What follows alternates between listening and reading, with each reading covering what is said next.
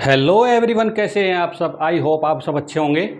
तो आज हम एडवांस कैलकुलस पढ़ेंगे। BSc second year continuous function के अंदर बड़ी इंपॉर्टेंट थ्योरम पढ़ रहे हैं। देखो थ्योरम की स्टेटमेंट क्या है। A function f is defined on an interval I is continuous at a point a belongs to I if and only if for every sequence xn which converges to a the sequence fxn converges to fa। क्या कह रहा है भाई, अगर कोई function f a point I belongs to I कोई interval है जिस पर फंक्शन क्या है, डिफाइंड है, ठीक है। तो ए पॉइंट पर कंटिन्यूस होगा if and only if for every sequence x n which converse to a, यानी कि जो सीक्वेंस ए को कन्वर्ज करेंगी तो क्या है, the sequence f x n converse to f a. कहने का मतलब क्या है, अगर एक्सएन ए को कन्वर्ज करती है, ठीक है, तो एफ ए एक्सएन यानी कि इस पर क्या किया मैंने, एफ ऑपरेट किया, तो ये भी किसके कन्वर्ज करनी चाहिए, एफ ए को करना चाहिए, ठीक है ना। मतलब इस पे भी ऑपरेट करूं सीक्वेंस के हर टर्म पर, ठीक है ना। जैसे सीक्वेंस बना लिया हमने f x one f x two, ठीक है ना, general f a x n, ये क्या है, ये किसको कन्वर्ज होनी चाहिए, एफ ए को। यहाँ से सीक्वेंस क्या बनाई आपने, x one x two x three up to सोन क्या एक्स एन, ये किसको कन्वर्ज करती है, ये गिवन है। इसकी इमेज क्या आई, एफ एक्स वन, इसकी इमेज क्या आई, एफ एक्स टू, ठीक है ना। यहाँ क्या आएगी, एफ एक्स थ्री,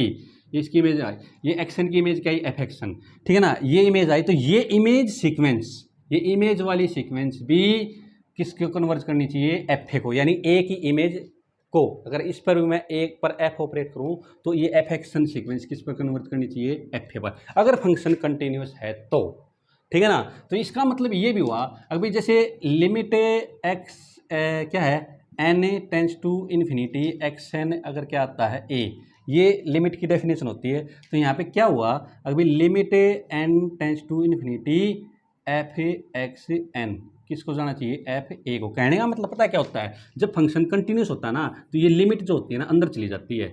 लिमिट क्या हो जाती है, फंक्शन के अंदर चली जाती है, limit n tends to infinity, ठीक है ना। हमेशा याद रखो, जब भी लिमिट अंदर जाएगी अंडर कंटिन्यूस फंक्शन जाएगी, अदरवाइज नहीं जाएगी, ठीक है ना। ओके, आई होप आपको एक स्टेटमेंट क्लियर हो गई होगी। अगर एक्स एन ए को कन्वर्ज है और एफ क्या है, कंटिन्यूस है, तो f x n f a को कन्वर्ज करेगी, ये नेसेसरी कंडीशन है। दूसरी कंडीशन क्या है, अभी एफ एक्सन ए को कन्वर्ज करती है तो एफ एक्सन एफ ए को कन्वर्ज करती है, तो आपने सफिशिएंट कंडीशन में क्या दिखानी है, ये दो कंडीशन लेंगे और वहाँ पे दिखा देंगे f continuous at x equal to a, ये दोनों करेंगे, ठीक है ना। तो पहली नेसेसरी कंडीशन क्या ले लेते हैं हमें, अभी एफ क्या दे रखा है, continuous, the function f a is A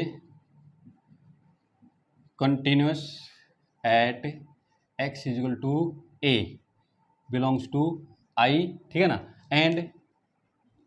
and sequence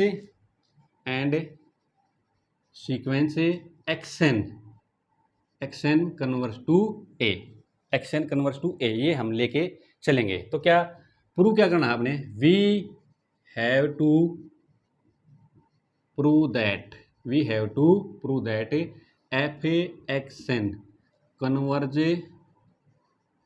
to f a. समझ में आई बात है। ओके, तो देखो यहाँ से हम यहाँ से ले लेते हैं, दोनों डेफिनेशन लगाएंगे, कंटिन्यूटी की भी और यहाँ से सीक्वेंस कन्वर्जेंट की भी डेफिनेशन लगाएंगे। उन दोनों का यूज करके हम दिखा देंगे अभी एफ एक्सन एफ ए को कन्वर्ज करती है। तो पहला केस तो लेंगे कंटिन्यूटी का, since f a is continuous at x equal to a, so for each epsilon greater than zero there exist क्या, delta greater than zero such that, किसकी डेफिनेशन लगा दी, कंटिन्यूटी की, क्या, एफ एक्स माइनस में f a का modulus less than epsilon, ठीक है ना, वैन एवर एक्स माइनस में ए का डिफरेंस लेस देन डेल्टा। अब देखो यहाँ मैंने आपको दिखाया एक्स माइनस ए का डिफरेंस लेस देन डेल्टा, तो यहाँ पर देखो ये मैं आपको थोड़ा समझाता हूँ ताकि आपको क्लियर हो जाए। तो यहाँ पर देखो एक्स माइनस ए का लेस देन डेल्टा है, तो ये इसकी वैल्यू मॉडुलस को खोलेंगे तो माइनस डेल्टा और डेल्टा के बीच में आएगी। यहाँ से मैंने एक जोड़ दिया दोनों तरफ, तो यहाँ से ए कट गया तो ए minus delta a plus delta, ये किसकी डेफिनेशन है, ओपन इंटरवल की। तो एक्स किस में आ गया, ए माइनस डेल्टा और ए प्लस डेल्टा के बीच में, ठीक है ना। तो इस एक्स माइनस ए के मॉडुलस लेस देन डेल्टा का मतलब क्या है, एक्स जो है किसकी नेबरहुड में आएगा, ए की नेबरहुड में। एक्स किसके अंदर आएगा, ए की नेबरहुड। ए की नेबरहुड क्या है, ए माइनस डेल्टा और ए प्लस डेल्टा, समझे। तो देखो यहाँ से तो एफ एक्स माइनस में एफ ए का मॉडुलस लेस देन एप्सिलॉन रहेगा जब जब एक्स माइनस ए का मॉडुलस लेस देन डेल्टा रहेगा, ठीक है, ओके। सिंस यहां से अब ले लेते हैं दूसरी definition, x n tends to a, since the sequence x n, ठीक है, ये ऐसे आएगा, x n converge to a, so given epsilon greater than 0 there exist है, यहाँ पर क्या आएगा, positive m, positive integer m such that x n minus a का मॉडुलस लेस देन क्या आएगा, एप्सिलॉन या सॉरी डेल्टा, देयर एग्जिस्ट है, so given delta greater than 0, ठीक है ना, delta such that for all n greater than equal to m. थोड़ा मैं आपको यहाँ से क्लियर करके दिखाता हूँ, देखो क्या, फिर यही चीज देखो, एक्स एन माइनस ए का modulus less than epsilon for all n greater than equal to m, यानी कि क्या हुआ, एम या एम से बड़े एन के लिए एक्स एन का ए का मॉडुलस क्या आएगा, लेस देन डेल्टा आएगा, क्या आएगा, डेल्टा, ठीक है।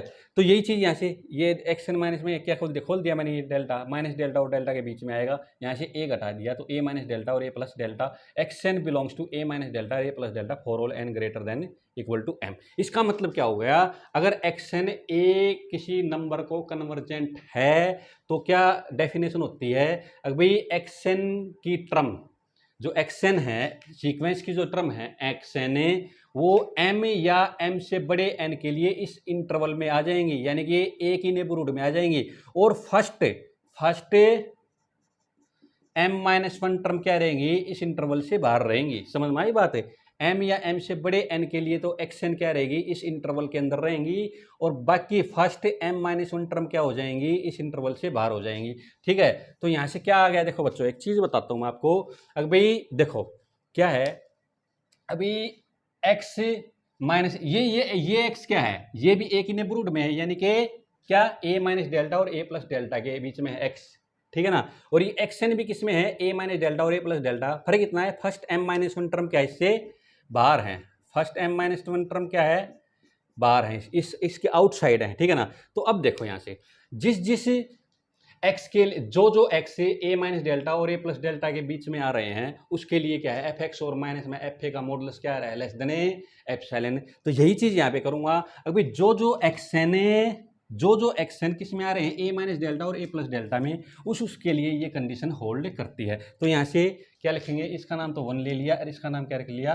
2, तो लिखेंगे फ्रॉम 1 एंड 2, क्या आ गया, अभी जो कंडीशन मतलब x माइनस ए का मॉडुलस लेस देन डेल्टा है, तो जिस एक्स के लिए जिस एक्स के का ए के साथ डिफरेंस लेस देन डेल्टा है, कहने का मतलब जो x A minus delta a plus delta में है, तो उसी के लिए क्या करेगी, ये कंडीशन होल्ड करेगी, क्योंकि एक्स एन भी किस में आ रहा है, a minus delta a plus delta for all n greater than equal to m, यहाँ कंडीशन लगा देंगे। तो क्या आ गया यहाँ से, f a x n minus में एफ ए का mod less than epsilon, sorry less than epsilon for all n greater than equal to m. तो ये सीक्वेंस की डेफिनेशन लग गई, क्या, अभी एफ एक्स जो है एफ को कन्वर्जेंट होगी, जैसे यहाँ पे लग गई, तो इसका मतलब क्या आ गया, then so f x N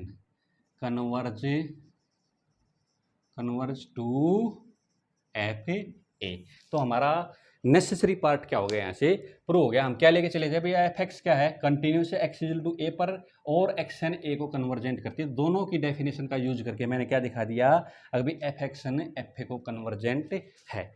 अब क्या करेंगे हम, सफिशियंट पार्ट प्रूव करेंगे। सफिशियंट पार्ट में क्या करेंगे, अगर भाई मान लेते हैं अभी एक्स एन ए को कन्वर्ज करती है और f x n f a को कन्वर्ज करता है, तो हम दिखा देंगे इन दोनों का यूज करके, एफ एक्स एन ए को कन्वर्ज करती है, f x n f a को कन्वर्ज करता है, तो यहाँ से हम क्या दिखा देंगे, इन दोनों का यूज करके, अगर भी फंक्शन क्या है, f a is continuous at x equal to a, इन दोनों का यूज करके, ठीक है ना, समझ में आई बात।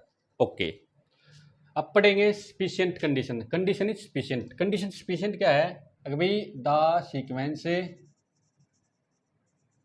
Xn converge to a and fxn, the sequence fxn converge to fa।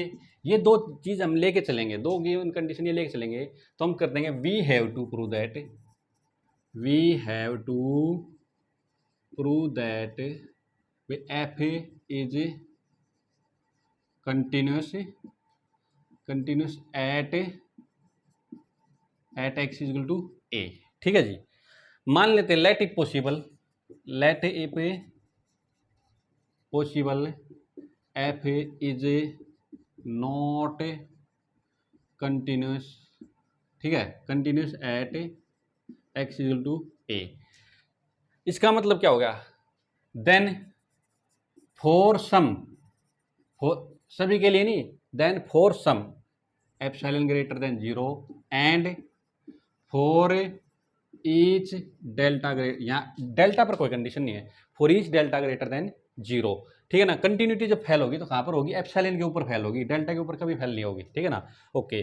Then for some epsilon greater than 0 and for each delta greater than 0, ठीक है ना, देयर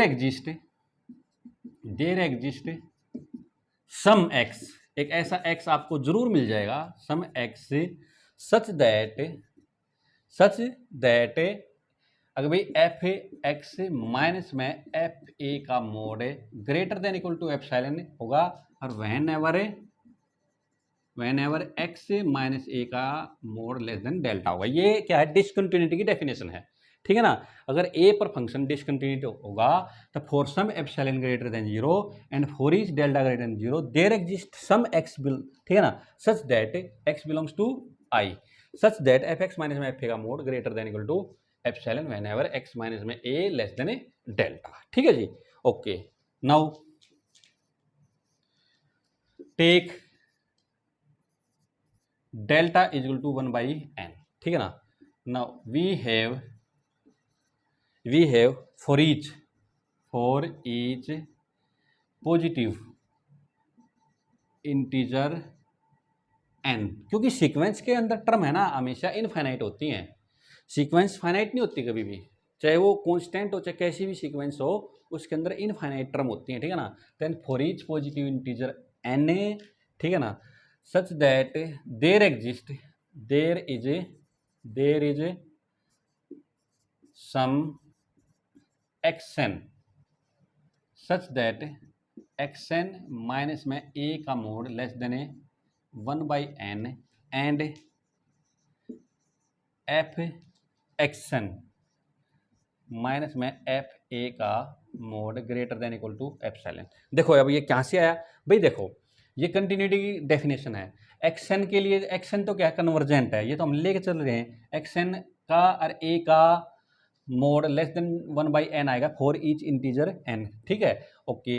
तो यहाँ से देखो एक्सएन ए को कन्वर्ज करिए तो डेल्टा की जगह क्या ले लिया मैंने? 1 बाई एन ले लिया। ठीक है, ये तो कोई बड़ी बात नहीं है। ठीक है, ओके। अब यहाँ से देखो, अब एक्सएन जो है, अब जिस एक्स का, वही चीज़ फिर मैं बता देता हूँ यहाँ पे, जो एक्स ए माइनस डेल्टा और ए प्लस डेल्टा के लिए होल्ड करता है उसका डिफरेंस क्या रहा है? F x minus f a का mod greater than equal to epsilon. तो यहाँ से देखो ये सीक्वेंस क्या है, यहाँ पर 1 बाई एन ले लेते हैं, क्या बड़ी बात है? तो 1 बाई एन ले लिया।